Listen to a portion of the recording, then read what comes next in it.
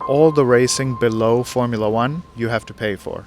When I was racing GP3, per year in a good team would be around 35 to 45 million baht. In your opinion, as a car racer, do you think that is true, that it is dangerous? We would always kind of joke about football players having more injuries than I would get per year, and it's true. But I mean, the possibility that something can happen is large because the speeds are high.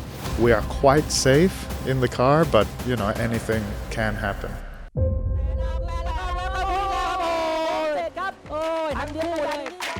Sandy Stuvik, one of Thailand's top auto racers, has a wealth of experience in karts, open-wheel cars up to F2, touring cars, and GT cars. And now he currently drives the Audi R8 for B-quik racing team and is sponsored by big names such as pizza company, Thai Airways, and many more. In this edition of our podcast, we sit down with Sandy, where he recounts how he started racing at the young age of 4 and how he rose to the top and won championships both in Thailand and abroad. He also shares an insider's glimpse of what life is like in the racing industry, including the customs, routine, way of life, and drama. Let us introduce you to Sandy Stuvik.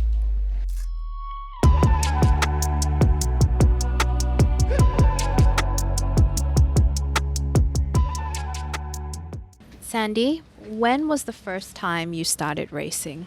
So the first time I started really racing, I was 6 years old. 6. But that wasn't the first time I tried a go-kart. So the first time I tried a go-kart, I was 4 years old. And how did you start with this go-kart? Who took you to the go-kart? Well, it all started in school. I was in nursery school, and I had a friend who, over the weekend, he went karting, and he came back to school and he told me about it. So then, naturally, I went home and asked my dad if we could go, and then that weekend he took me. And from there, I enjoyed it a lot. It was something completely new, a new sport, I would say, and we decided to keep going back every Sunday, and we made it a thing for a while until it got a little bit expensive to keep renting the kart. So my dad decided, okay, we'll buy a used second-hand go-kart for both of us. So that kart had 2 seats in it, where it would have like a small booster seat for me, and then when my dad wanted to use it, he'd unscrew it, take it out, and then he could use the big seat. So your dad drove with you? Yeah.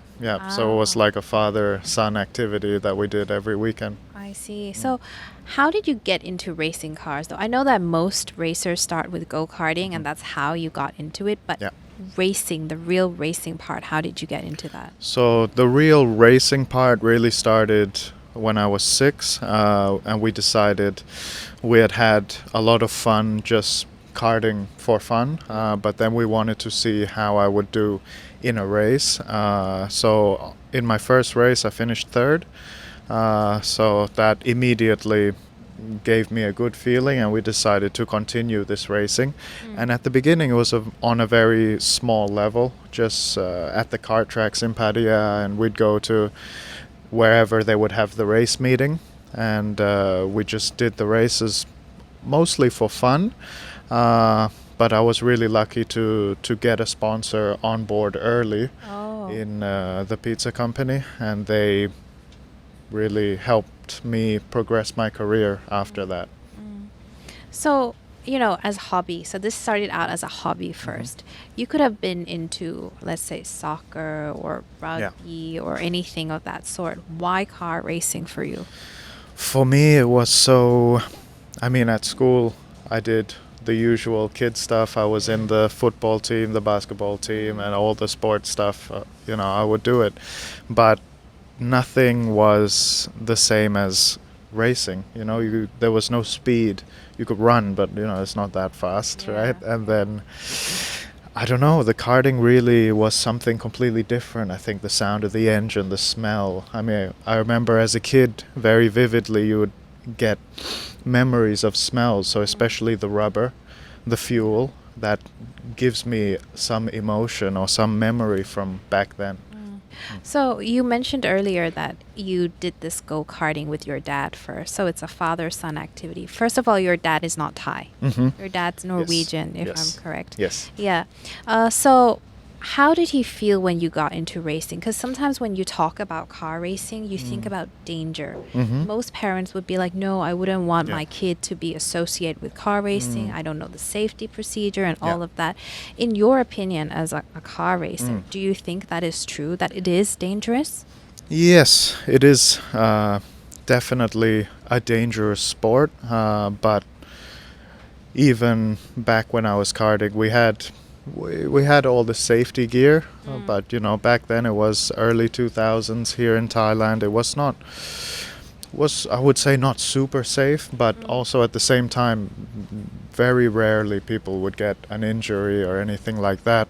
And throughout my whole karting career, I never had anything more than a fractured finger, or I had a bruised up knee one time, but apart from that, no broken bones, nothing. So we would always kind of joke about football players having more injuries than I would get per year, and it's true, because car racing generally you're quite safe, but I mean the possibility that something can happen is large because the speeds are high.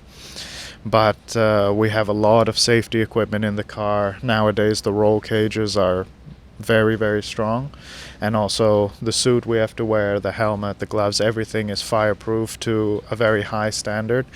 So we are quite safe in the car, but anything can happen. Because at least you have that metal piece protecting you. And actually the suit, racing suit, I just want to highlight this a bit. It's actually very safe and fireproof, right? Can you Yes. tell us what else it protects you from? Just the fire. So it should be flame retardant for up to 60 to 90 seconds. And if you are burning in the car, you should have enough time to escape the vehicle by that time. And if not, Okay, so many of our viewers might not be used to like what gear you need for racing. Can you give us like a list of the things you need? Because I know it's quite a list. Yeah, it's I'll start from top to bottom. Yeah. So first thing, you need the helmet. Yeah. And then for different categories, we'll determine the homologation that your helmet needs to be. So for me in GD3, it has to be a carbon helmet. Okay. And then under that, you need a balaclava, which is basically just a fireproof... Like a mask. Yeah, like a mask. And then you need what we call underwear. It's what you wear under the suit. So that is also flame-proof, fireproof.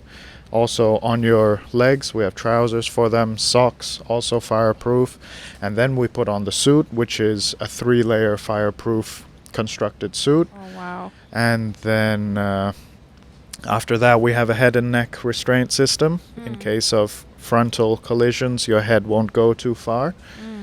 Also the gloves, boots are both safe, are both fireproof. And then the final thing we have is the radio kit, and that's to speak with the team.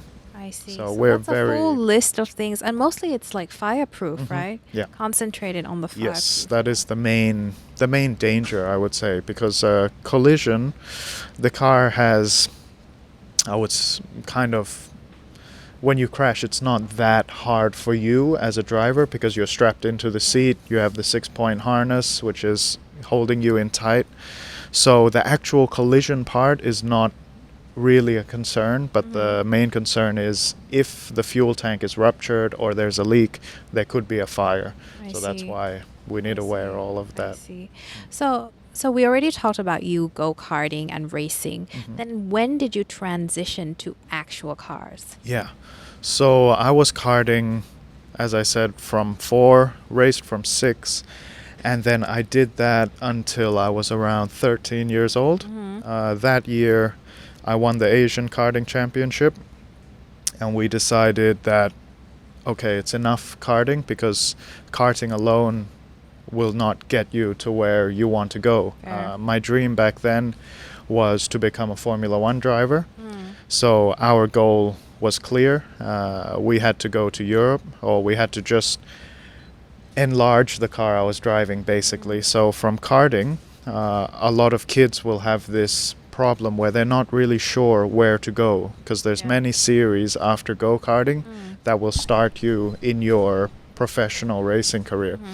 So when I was 13, I began testing in Formula BMW and Formula Renault in China. And eventually I ended up racing the Asian Formula Renault in 2010. And it was my first year in like a big open wheel car. What were you driving? That was a Formula Renault 2-liter, 200 horsepower, just a basic kind of entry-level single-seater type car. Okay. And that was my first year in big cars. I was 15 years old, and I managed to win the championship. Wow. I was the youngest driver to ever win, the first Thai to ever win. So that was a very big and important year for me, because I would manage to secure more sponsorship for the next year, which we decided to race in Europe, which was also a very big step, because coming from Asia, the level of competition is not as high as Europe. Sure. Yeah. So we went to Europe the next year, and it was not as easy. Yeah, for sure. How did you do though? So the first year was difficult. I had some good results, but overall it was very difficult to get a good result, because I had never been to those circuits before, and the drivers I was up against are all the big names in F1 now.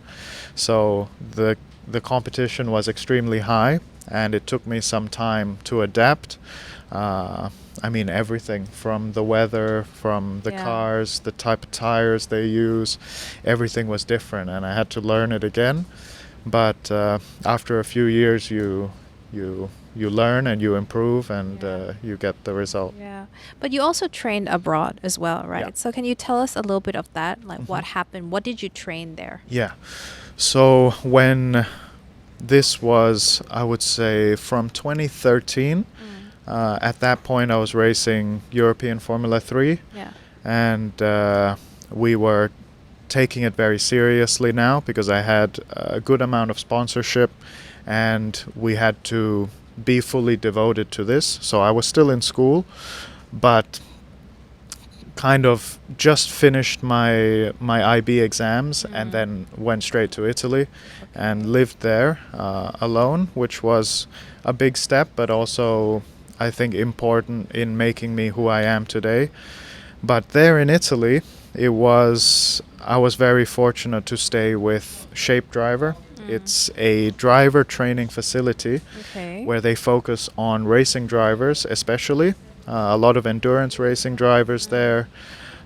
So there are a lot of big names that come to train there for a training camp, which was 1 or 2 weeks or something like that. But I was living there full time, so I trained twice a day. Wow. All of our training is focused on exercise, on cardio, on so stuff it's not like about that. how to drive. Yeah, it's not about how to drive at all, because all the drivers, we learn that and do it at the track. Yeah. But the opportunity to test on a circuit with your car is limited, because it's very expensive. Yeah. The car itself costs a lot to run. The engine, everything you put in the engine to make it run is expensive. The other consumables like brakes, oils, fuel, tires, all of that is a very high expense. Yeah. So that is often limited. Obviously, the more you do, the better. But for me, it was very limited, because we had a limited budget to go racing. So most of my training and most of the training of all the other drivers was physical. So you just made sure that your body was physically as ready as possible for being in the car. I think that's also something that's probably not very well known, is how fit you have to be a racing driver. Because from the outside, it just looks like you sit in the car and turn a wheel, you know. But with speed. In reality, the forces are directly on your body. So all the braking we do in the racing car is unbelievably high G. So compared to a normal car, Yeah. even if you stood on the pedal as hard as you could, it would feel slow compared to racing cars because they just stop on a dime. So all these forces, and especially the turning force, the amount of downforce you have in the car, all has a load on your neck, especially because that's not secured. Yeah. So you have the belts here, and then your neck is Still free. wiggling So around. that has to be very strong. Yeah. It's a very big focus for F1 drivers in particular to have a very strong neck because you have to keep your head up through all the corners. So that was a lot of what we did. I did a lot of cycling, a lot of running, a lot of swimming.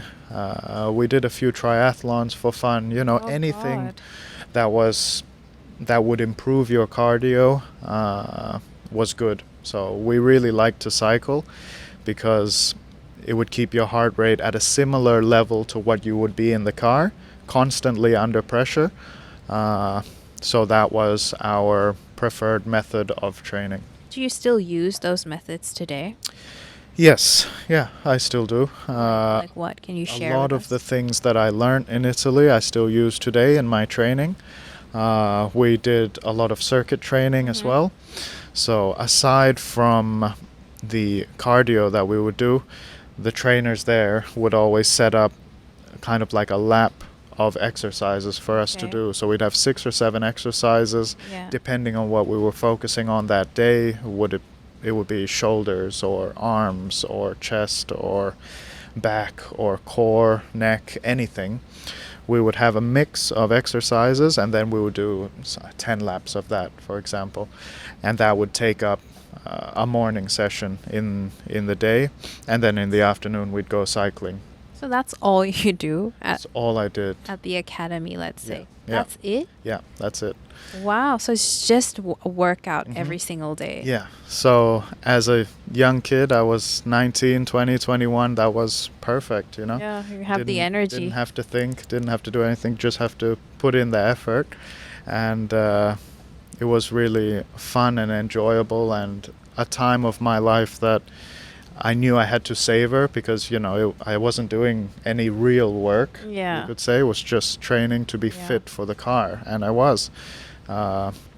Did you race during that time? Yes, so I was also actively racing in the European Formula 3 series that year, and the years after that I did GP3. So I was always racing, always traveling, but then I would travel to and from Italy I see. to all my races. I see. So now bringing back to Thailand. So after all that training and now you're back in Thailand. Yeah. How did you get into like the racing industry, the racing team in Thailand? So that started, I would say, at the end of 2016. I had finished, 2016 was my final year in open wheel style cars. So open wheel, they look like Formula One cars, just a bit smaller. At the end of that, we had used a lot of resources to get me to that level. GP3 was there was only one step between me and Formula One. Back then it was GP3, and then you had GP2. Now they're called F3 and F2 to make it simpler. And then F1. So I was very close, and the amount of money required to go into that series was also very high. But then we decided after that to switch to closed wheel, which is GT style cars or like supercars, GT3. Which are? So you have, this class is called GT3.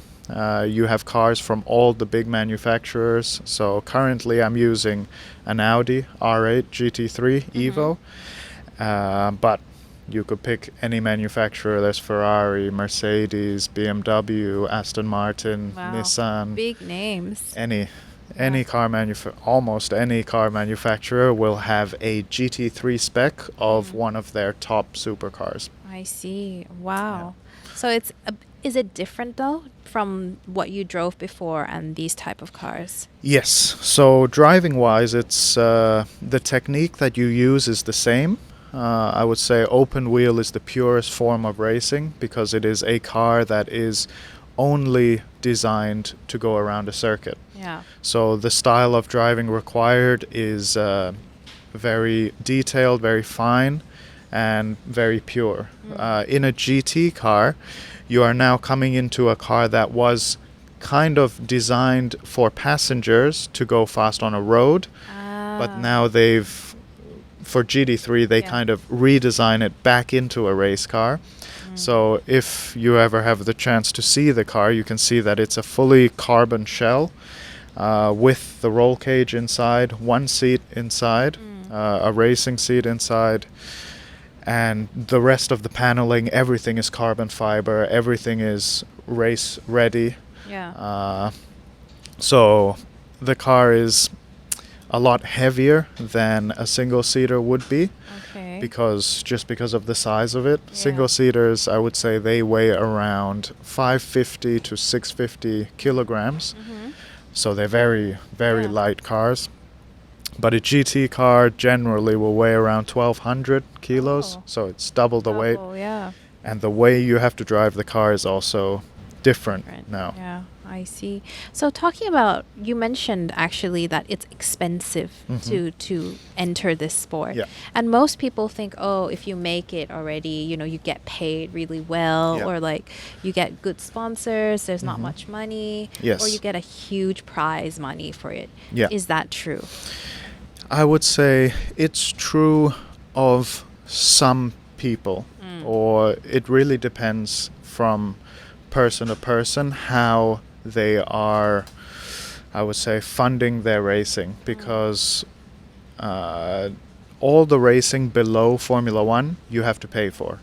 Oh, so it's That's just something Formula people One. don't know. Yeah, it's only Formula One, and around half of Formula One you can still pay to actually race in Formula One. But of course you have to be a good driver, you have to have the correct backing, the team has to accept you as well.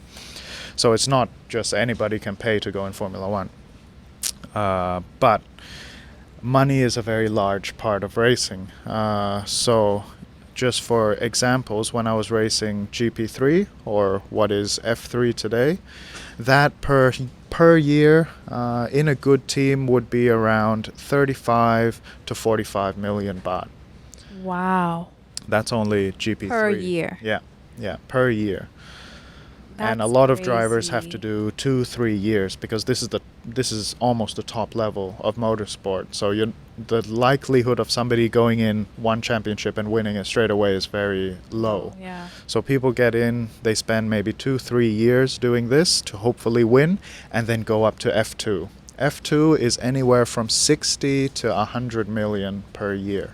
Is this baht? But How many races do you do per year? so for those championships, they follow the Formula One calendar, but only select races. So they will do around 9 to 10 events. Wow. So basically, if you just divide, let's say you got a contract for 60 million to do all the races, so that's 6 million baht per race.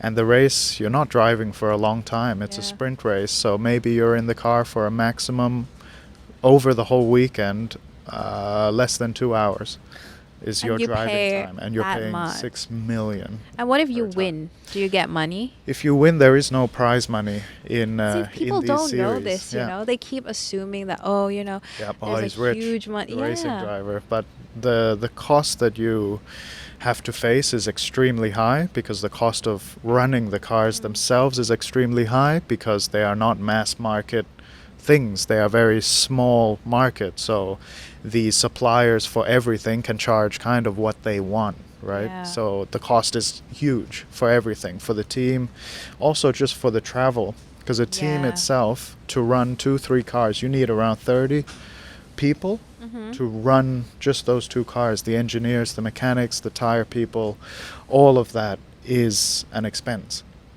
So that's why the It is costs an are expensive sport, really. very. And what about what you're driving now? Like right now, you're driving the GT3, am I correct? At Yep. the Thai Super Series in Yep. Thailand here. Yes. So can you tell us more about that, and like how can someone enter this? If someone in Thailand is watching right now, is like, Yeah. I actually know how to drive cars and I want to participate. Is Yeah. that possible? Yeah, absolutely. So I would say the Thailand Super Series is a great place to start, because it's a professional series which is national. So generally with a lot of national series, you'll see that it's not that professional. But I would say TSS is a very high level for a national series and one of the best championships in Asia. I would say if somebody wanted to start in GT3, it is the top level of closed wheel racing, aside from Le Mans and endurance and all that. That's a whole other section of motorsport. But for closed wheel GT3 racing, a standard year with a team, sharing the car with another driver, you're looking at around 6 to 8 million baht Per year. per year. And this is without sponsors, right? This is just the cost that you have to pay the team. Wow. Yeah. That's huge. Yeah. So it's not only limited for Thai people, No, actually, right? No. So TSS actually has quite a lot of nationalities racing. I believe 13 or 14, if I'm not mistaken. So a good amount of nationalities, and pretty much anybody can join as long as you have a racing license. And money. And a team and the car. Then absolutely anybody can join. I just want to touch a bit about the topic of sponsorship here. You made it sound so easy that sponsorship come and approach you since you were young. So not everyone is as lucky as you are. Is it really hard to find sponsorship in Thailand? Yes, finding sponsors in any country is not easy, because you are asking a company to invest in something that will not necessarily directly improve their sales, which is always a hard sell. So it has to be a lot of the time from the heart. It's somebody who was involved in racing before or has been with me since I've been growing up and seen my progression.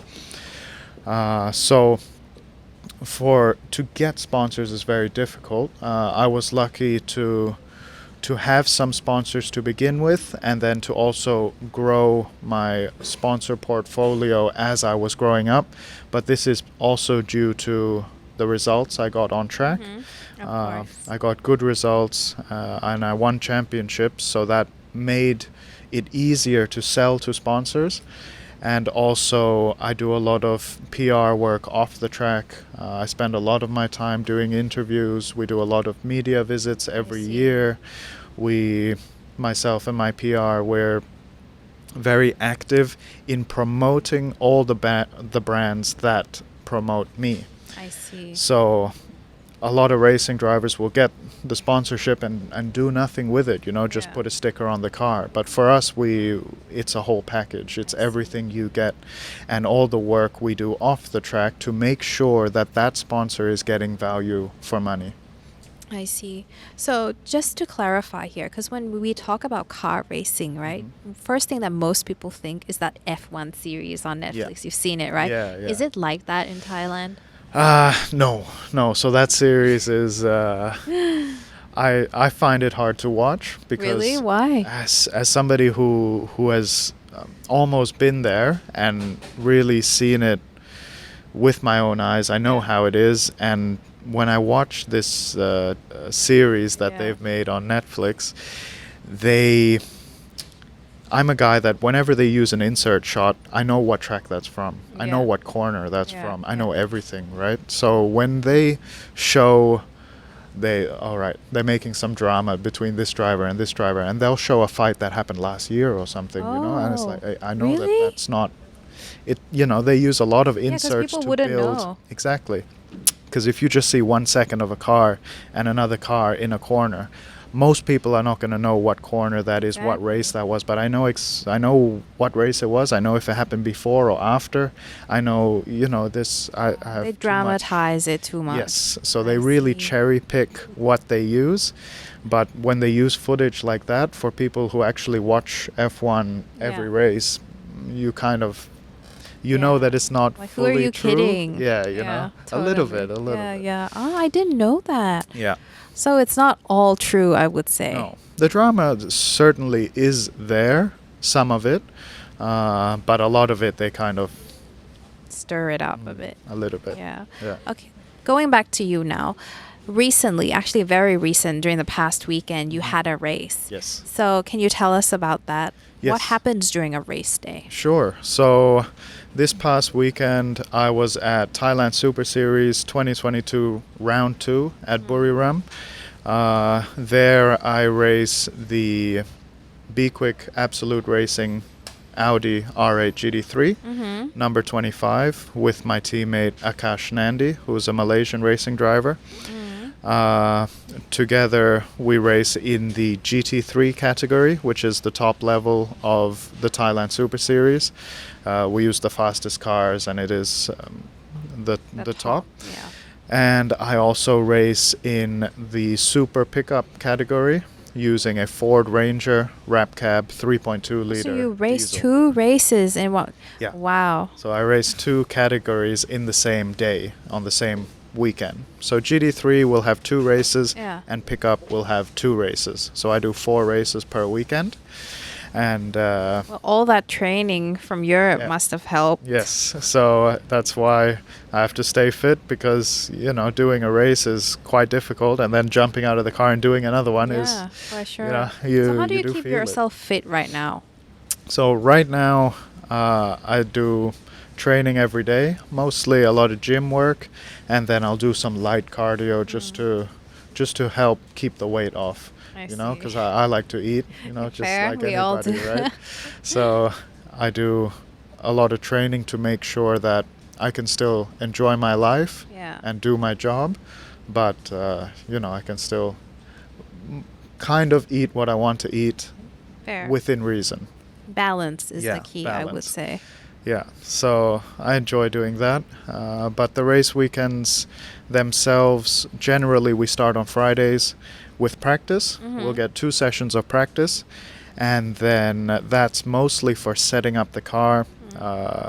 At Buriram, we've been there so many times. We know generally how the car will be, and we have a good baseline setup.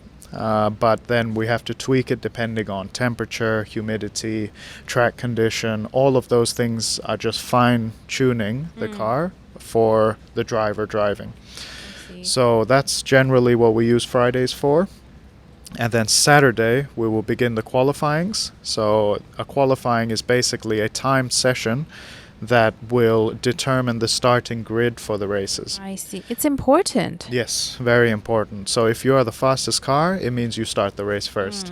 And That's an second and third. advantage. That's a big advantage, especially in GT3 racing, where when you have clear air, it really helps you, because you can just try to drive away from the Yeah, field. for sure. So Saturday, we'll do the qualifyings in the morning, and then we'll have the first race in the afternoon. And then Sunday, we will have the final race. So that's generally a weekend for us. It's Yeah. Can you give us your ritual before the race day? So for me personally, I don't have any rituals I do before getting in the car. But over the course of the day of the races, I always stay very well hydrated. Try to go to the toilet before the race, because It's important. it's very important. You're in the Yeah. car for quite a long time, so Yeah. you want to make sure that you have no other urgencies while you're Fair. there. And that's it. Just try to stay calm and stay focused. The beginning of the race is always the most nerve-wracking part, For because sure. that's when all the other cars are the closest, and that's when the most accidents happen, is in the start, because everybody's together. So that is always the most exciting part, but then after the first few corners, you're kind of settling into your own world and just focusing on doing every lap as consistently and as quickly as possible. Fair. So, when you're racing, and there's a lot of racers, and most of you are alpha males, and you're competing for 1 or 2 positions, let's say pole position. Yeah. There's gonna be drama always. Yeah. So how do you handle that, or how does people who is like a car racer, when adrenaline is running high and Yeah. all of that, how do you contain yourself as a professional? Well, it's self-control, I would say. But I mean, you'll hear it often in Formula One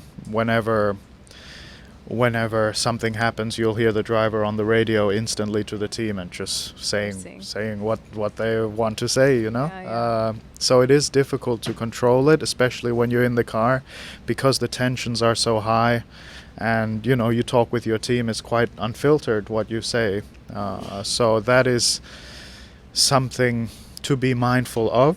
Luckily, in TSS, our radio is not broadcast, so Oh, that's good. lucky. But we're generally not saying anything bad anyway. Yeah.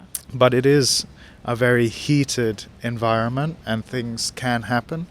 But my general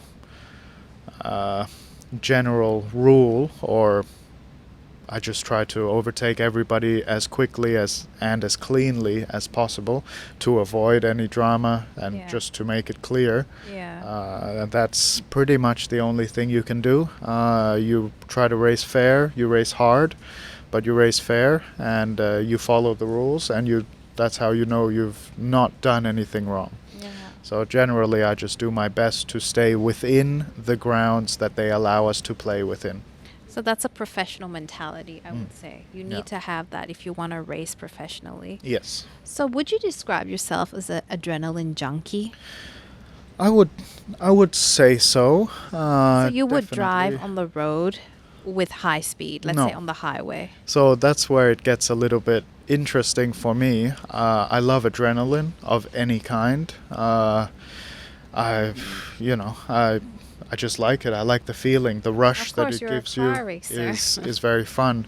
But then on the flip side, when I'm driving on the road here, I'm really relaxed. You know, I'm going the I speed heard limit. you listen to a certain type of song while you drive. Any oldies, love songs, anything relaxed and chilled Nobody out. would have thought that, to be fair. Yeah, yeah. So Look at you and a car race, and then oldies, Mhm. 90s love yeah, song. yeah. It's my Why? favorite. I don't know. It gives me a warm feeling. There's some nostalgia there from, I think a lot of it I heard in the back of the car when I was a kid.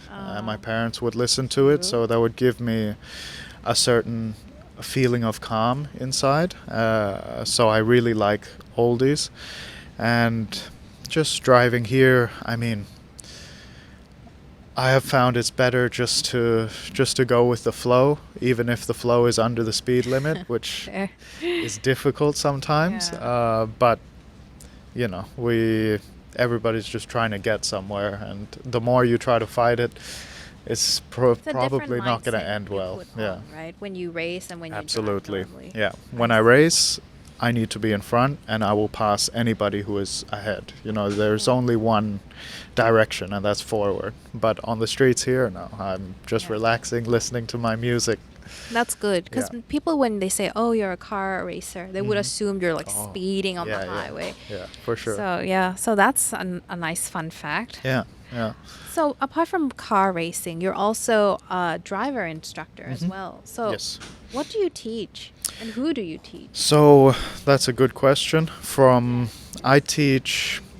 I'm a driver instructor for a few different academies, I would say. So actually today I'm going to TRA, which is TSS Racing Academy. So TSS has their own racing academy where any level of driver, generally people who have no racing experience at all, Yeah. they will come to us.